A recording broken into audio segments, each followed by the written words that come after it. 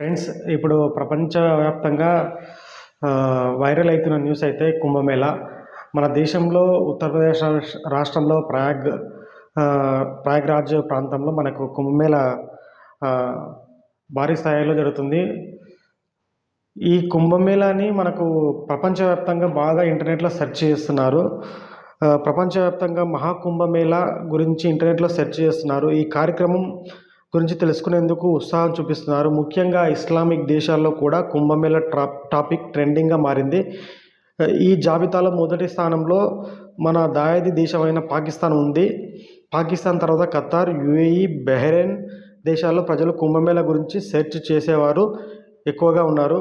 ఈ దేశాలలో కాకుండా Nepal, Singapore, Australia, Canada, Ireland, Britain, Thailand, అమెరికాలో కూడా ప్రజలు కుంభమేళా గురించి చదువుతున్నారు, సెర్చ్ చేస్తున్నారు అనమాట. అంటే మనకు జనవరి 13 తారీఖు నుంచి ఫిబ్రవరి 26 వరకు జరిగే కుంభమేళకు ఏకంగా 40 కోట్ల మంది భక్తులు హాజరవుతారని అంచనా. 2025 కుంభమేళా అధికారికంగా ప్రారంభమైపోయింది. మనకి మొదటి రోజే 5 మిలియన్ల పైగా భక్తులు పవిత్ర స్నానం ఆచరించారని ప్రయాగ్రాజ్ చేరుకున్నారని చెప్పేసి వార్తలు అవి. మన దేశంలో కాకుండా Brazil, Germany, Japan, England, Spain వంటి దేశాల నుంచి కూడా చాలామంది భక్తులు వస్తున్నారు. మనకు ఫారెన్ భక్తులు కూడా చాలామంది వస్తున్నారు. ఎందుకంటే సనాతన ధర్మం అనేది మనకు 2014 ముందు ఒకలా ఉండేది, 2014 తర్వాత ఒకలా మారిపోయింది. ప్రపంచవ్యాప్తంగా సనాతన ధర్మం పాటిస్తున్న వాళ్ళు చాలామంది పెరిగిపోయారనమాట. ఈ కుంభమేళా కూడా మనకు చాలా ట్రెండింగ్లో ఉంది. ఇప్పుడైతే ప్రపంచవ్యాప్తంగా గూగుల్ చేసి అసలు ఏంది ఇప్పుడని తెలుసుకొని అక్కడ నుంచి ఇది మళ్ళా ఎప్పుడు వస్తుందో అని చెప్పేసి చాలామంది భక్తులు, ఫారెన్ భక్తులు కూడా ఇండియాకు వచ్చి మనకు పవిత్ర స్నానం చేసి కుంభమేళాలో మనకు హాజరవుతున్నారన్నమాట, విదేశీ భక్తులు కూడా. అదేవిధంగా ఈ కుంభమేళా మీద మనకు ఉత్తరప్రదేశ్ రాష్ట్రము ఒక 7,500 కోట్లు బడ్జెట్ కేటాయించింది. అంటే ఈ నిర్వహించడానికి ఈ కుంభమేళా మీద ఈసారి ఇప్పుడు జరుగుతున్న కుంభమేళా మీద ఉత్తరప్రదేశ్ రాష్ట్రానికి దాదాపుగా 2 లక్షల కోట్ల రూపాయల ఆదాయం వచ్చే అవకాశం ఉందని చెప్పేసి మనకు వార్తలు వచ్చినాయి. అదేవిధంగా ఈ వార్తలను చూసుకుంటే 7,500 కోట్లు పెట్టి 2 లక్షల కోట్లు ఇన్కమ్ వచ్చే విధంగా అంటే 40 కోట్ల మంది భక్తులు ఈ కుంభమేళలో లాస్ట్ జనవరి 26 వరకు ఉంది. ఇది జనవరి 26 వరకు ఉంది. అప్పటి వరకు 40 కోట్ల మంది భక్తులు హాజరవుతారని అంచనా.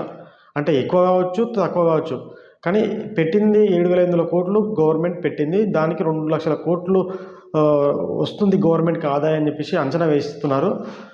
కొందరు ఏమంటారంటే టాపిక్లోకి వస్తే ఇప్పుడు మనకు ఇప్పుడు మ్యాటర్ అయిపోయింది. నెక్స్ట్ హాట్ టాపిక్ ఏంటంటే కుంభమేళా వల్ల ఏమైనా లాభం ఉందా, ఆ నీళ్ళల్లో మునిగితే ఏమైనా లాభం ఉందా అని చెప్పేసి మనకు అంటుంటారు. ఎవరు? అన్యమతస్తులు అంటే ఇన్ ద సెన్స్ క్రిస్టియన్స్ కావచ్చు, ముస్లిమ్స్ కావరన్నా కుంభమేళాలో అందులో నీళ్ళ మునిగితే ఏమొస్తుందిరా బాబు అని అంటారు.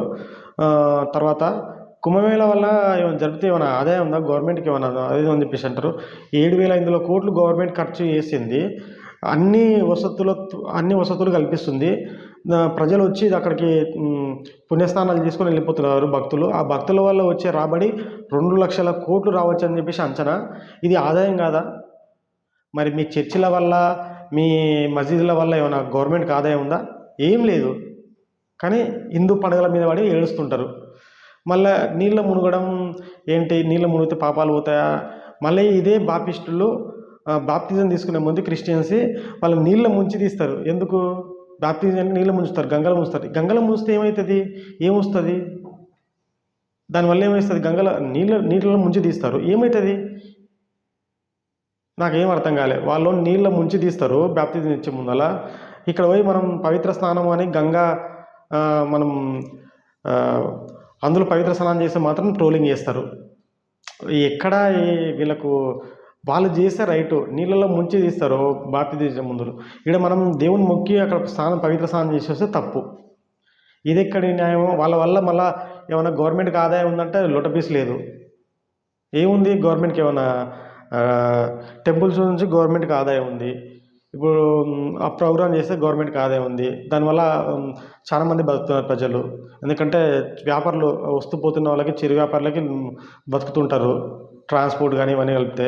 మరి వీళ్ళ వల్ల ఏం గవర్నమెంట్‌కి ఆదాయం ఉందని చెప్పేసి వాళ్ళకి స్పెషల్ పవర్స్ ఇస్తారో నాకు అర్థం కాలేదు. ఈ ట్రోల్ చేసే వాళ్ళకన్నా సిగ్గుండాలని చెప్పేసి నేను అనుకుంటున్నా. మహాకుంభమేళాని ప్రపంచవ్యాప్తంగా ఎంతోమంది సెర్చ్ చేసి అక్కడ నుంచి మళ్ళీ 12 సంవత్సరాల తర్వాతనో అది నాకు 12 సంవత్సరాల తర్వాత వస్తుందని చెప్పేసి అంటున్నారు కుంభమేళ. ఇది 140 ఒక 100 సంవత్సరాల తర్వాత వచ్చే కుంభమేళ అని వార్తలు వస్తాయి న్యూస్లో. దాన్ని అంటే వాళ్ళు మళ్ళీ మిస్ అవుతామని చెప్పేసి ఫారెన్ భక్తులు కూడా అంటే పవిత్ర స్నానం చేయాలనుకున్న వాడికి వచ్చి వాళ్ళు పవిత్ర స్నానం చేసి ఆచరించుకొని దర్శించుకొని పోతున్నారు. కానీ మన వాళ్ళకి మాత్రం ట్రోల్ చేయడం మాత్రం మానతలేరు. ఆదాయం మాత్రం గవర్నమెంట్కి ఎట్లొస్తుంది, వీళ్ళు దీనివల్ల ఏం లాభం అంటారు, వస్తుంటే మాత్రం తట్టుకోలేరు మళ్ళీ చెప్తే మాత్రం. కాబట్టి ఇట్లాంటి ఫేక్ న్యూస్లు మీరు ఇట్లాంటి అండ్ల మునిగితే ఏమొస్తుంది, ఇంట్లో మునిగితే ఏమొస్తుంది అని చెప్పేసి మీరు చెప్పకండి. ఈ వీడియో మీకు నచ్చినట్లయితే లైక్ చేయండి, కమెంట్ చేయండి, షేర్ చేయండి, ఛానల్ సబ్స్క్రైబ్ చేసుకోండి.